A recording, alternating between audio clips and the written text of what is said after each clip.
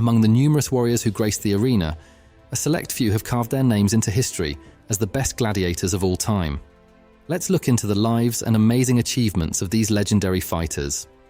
Number 1. Flamma, the Relentless warrior. Speculation suggests he might have been a revolutionary Syrian, forced into slavery, and then into a ludus, a gladiator school. In the gladiators' world, the most exceptional gladiators were offered a wooden sword known as the rudis, symbolizing their earned freedom. However, Flamma turned down the rudis 4 times, deliberately choosing to endure the hardships of the arena in pursuit of fame and glory. He participated in 34 fights, emerging victorious in 21, drawing in 9 and losing in 4. Despite the average lifespan of a gladiator being in their early 20s, Flamma died in the arena at 30. Number 2. Priscus and Verus, Duel of Equals.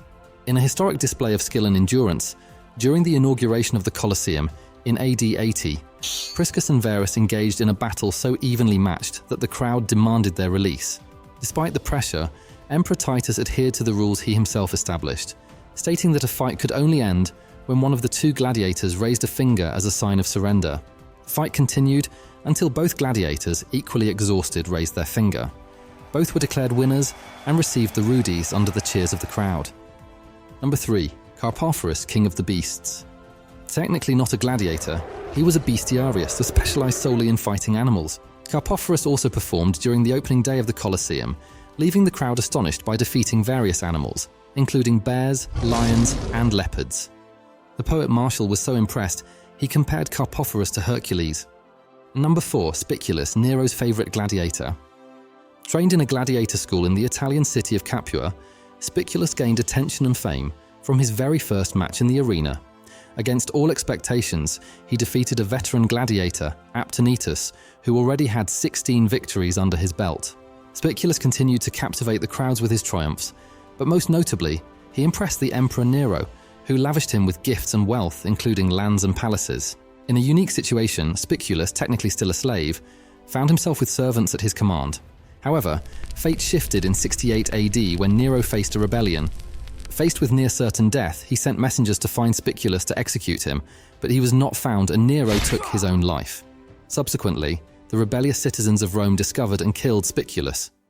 Number 5. Commodus, the megalomaniac emperor. Commodus also left his mark in the Colosseum arena, but not for his skill. He became co-emperor alongside his father, Marcus Aurelius, at the young age of 15, making him the youngest emperor of his time.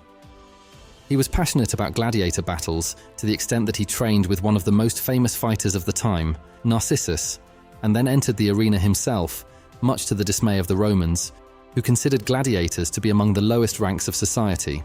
He insisted on being registered and paid like a regular gladiator, which wouldn't have been an issue if he hadn't decided to participate over 700 times.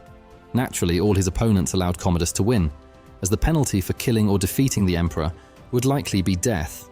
To make matters worse, his opponents had blunted or wooden weapons, or were individuals with disabilities. His spectacles also included the killing of hundreds of animals, always from a safe distance using a bow and arrows. Roman senators grew weary of his extravagances, and Commodus was eventually assassinated by his instructor, Narcissus. From slaves turned legends to emperors with a god complex, these are just a few of the stories that have left a mark in the arenas of Roman amphitheaters. If you enjoyed the video, leave a like and let me know in the comments who your favorite gladiator is.